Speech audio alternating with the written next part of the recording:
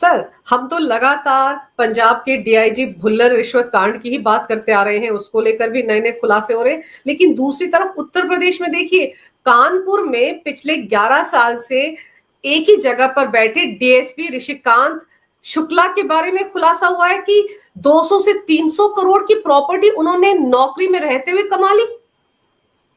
अंजू जी, इसको कहा जाता है कि nothing shocks and surprises me any longer.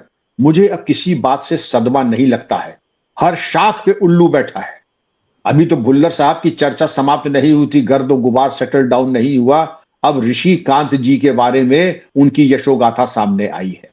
इसमें अगर देखें पाप का घड़ा इनका कैसे बढ़ गया कि डीएसपी ऋषिकांत शुक्ला के पास एक दो नहीं 100 करोड़ से ऊपर की संपत्ति है, और अभिषेक दुबे के ये बराबर के ये षड्यंत्रकारी और अपराधी हैं। मैं इनको अपराधी मानता हूं, बल्कि उनसे भी बड़ा अपराधी मानता हूं कि उन्होंने पुलिस की पवित्र वर्दी को दागदार किया।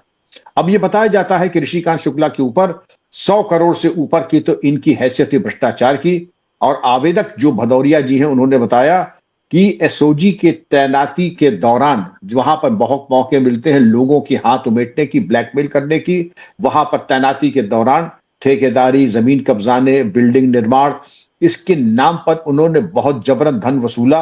और 100 करोड़ की संपत्ति का तो अभी तक मूल्यांकन हुआ है। अनुमान ये भी कयास लगाया जा रहा है कि ये हो सकता है 200 या 300 करोड़ तक भी जा सकती है। और ये भी लोग बता रहे हैं कि इनकी संपत्ति केवल कानपुर में ही नहीं है, यूपी के विभिन्न जनपदों में, नोएडा, पंजाब, चंडीगढ़, मतलब वाकई ये इंटरनेशनल। और ये अभी तो यहां जो नेशनल की बात करें तो नोएडा, पंजाब, चंडीगढ़, कई शहर बेनामी संपत्ति है। और कानपुर का एक बहुत ही एक प्रतिष्ठित और पॉश एरिया है आर्यनगर। वहां बिल्कुल मालूम पड़े कि जैसे आपसे कहा जाए सेक्टर 15 ए नोएडा का हो, लखनऊ का हजरतगंज हो, आर्यनगर लगभग वैसा ही है। वहां पर इनकी 11 दुकानें हैं। किसी दुकान की कीमत ये मान के चलिए 3-4 करोड़ से कम नहीं होगी। तो आप बिल्कुल सही कह रहे हैं। और उन्नाव, फतेहपुर में, और इन्होंने विभिन्न प्रॉपर्टी डीलर्स के साथ मिलकर, बिल्डर के साथ मिल करके इन्होंने हाथ साफ किया है। इन्होंने तो पूरी वर्दी को शर्मसार कर दिया है। लेकिन मैं पुलिस की लीडरशिप को भी इसमें मेरा मशवरा होगा, ये अधिकारी विगत 10 वर्षों से कानपुर में कैसे नियुक्त था। जाहिर है कि निहित जो आपके वेस्टेड इंटरेस्ट होते हैं, निहित स्वार्थ, उनको पल्लवित पुष्पित करने के लिए, और ये तथाकथित एसओजी और ये कार खास वाले जो अधिकारी होते हैं, इनको तो 12 महीने से ऊपर रहना ही नहीं चाहिए। और इनके कार्य और आचरण के ऊपर बहुत पैनी और कड़ी दृष्टि रखनी चाहिए। लेकिन मैं ये जानना चाहूंगा, इतना गोरख धंधा हो रहा था और जो सुपरवाइजरी ऑफिसर्स थे उनको आभास नहीं लगा? आप ये मान के चलिए कि जब इतनी बड़ी डकैती आपके नीचे का अधिकारी डाल रहा है, आप कैसे उससे अनभिज्ञ रहते हैं? उसके पहनाव, उसकी बातचीत, उसके जो आभूषण होते हैं बदन पे, उसकी घड़ी का मेक, उसकी गाड़ी का मेक, उसके जो जन चर्चा है। और कोई भी पुलिस अधिकारी कानपुर का हो, मैं तो कानपुर में 3 साल के लगभग एसएसपी रहा हूं और कई कैपेसिटी में रहा हूं। नियमित रूप से जनता के सैकड़ों लोग आते हैं, 2500 पत्रकार बंधु आते हैं, और पत्रकार बंधु आपको सब बता देंगे किस थाने में कौन क्या कर रहा है, किस चौकी में क्या हो रहा है। और इस तरीके से इस सब इंस्पेक्टर के बारे में मुझे पूरी उम्मीद है कि बराबर की सूचनाएं आती रही होंगी। लेकिन अधिकारियों की क्या मजबूरी थी कि एक्शन नहीं लिया गया? एक्शन न लेने का मतलब ही यही है कि या तो आप अव्वल दर्जे के हैं नालायक, या आप भी बराबर के हिस्सेदार हैं। मैं बहुत कड़ी बात कह रहा हूं अंजू जी।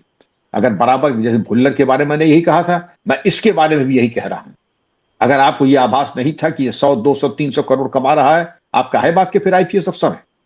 किस बात की आपकी जो एंटी करप्शन है? एक एक जिले में अंजू जी 5-5, 6-6 एजेंसी होती हैं। अगर मैं गिरा, एंटी करप्शन कानपुर में, विजिलेंस कानपुर में, इंटेलिजेंस विभाग कानपुर में, सेंट्रल इंटेलिजेंस कानपुर में, आपकी अपनी इंटेलिजेंस, और सब बिल्कुल लगता था जैसे आंख में काली पट्टी पहन करके, किसी को कुछ भी दिखाई नहीं पड़ा। इससे अच्छा तो कि एक ये था कि अगर कोई सब इंस्पेक्टर अगर 4 व्हीलर पे आ जाता था तो उससे पूछा जाता 4 व्हीलर आपके पास आया कहां से? कोई अगर हीरे की अंगूठी पहन के आ जाता तो पूछा कि दरोगा जी आपके पास हीरे की अंगूठी आई कहां से? यहां तक कि अगर किसी ने कोई ऐसा लिविंग बियॉन्ड मीन्स के बिल्कुल कोई चीज छुपती नहीं है आज के दौर में। सर, इसके बारे में तो खुलासा ये हुआ है कि एक जो शातिर अपराधी जिसका नाम आपने भी लिया, अखिलेश दुबे, उसके साथ मिलकर इसके बेटे विशाल शुक्ला ने 33 शेल कंपनियां बनाई हैं जो ब्लैक मनी को यहां से वहां करती ये शर्मी तो ये देखें अंजू जी कि अखिलेश दुबे के साथ 33 कंपनी बना ली और आपके क्या रजिस्ट्रेशन डिपार्टमेंट पे कोई सिलसिला नहीं है, इस तरीके की शेल कंपनी बन रही हैं और आप तो कम से कम कुछ नहीं करना था, सॉफ्टवेयर लगा देते, कौन से सब इंस्पेक्टर का कौन सा रिश्तेदार क्या कंपनी बना रहा है, क्या प्रॉपर्टी खरीद रहा है, क्या बेच रहा है, हर चीज आप जानना चाहेंगे। लेकिन अगर जानना चाहेंगे तो 33 कंपनी एक सब डिप्टी एसपी का बेटा बना रहा है और आपको अंदाजी नहीं है। ये आपकी जो है नालायकी है हद दर्जे की।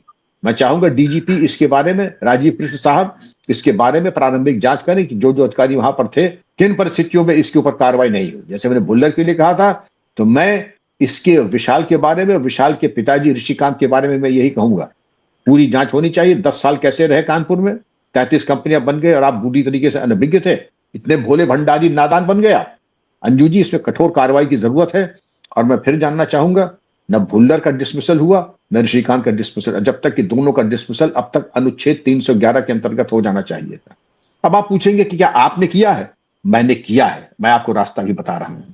311 में गंभीर करप्शन का केस है, इनकी प्रॉपर्टी कीजिए अटैच, गैंगस्टर एक्ट के अंतर्गत आप सारी प्रॉपर्टी अटैच कर लें। अब अंजू जी, अभी तक मुझे यही नहीं मालूम कि इनकी कोई प्रॉपर्टी अटैच हुई भी है कि नहीं हुई है। डिसमिसल होना चाहिए, जेल जाना चाहिए और इसके 3 प्रसाद के बाद इनके बेटे का थॉरो इंट्रोगेशन होना चाहिए।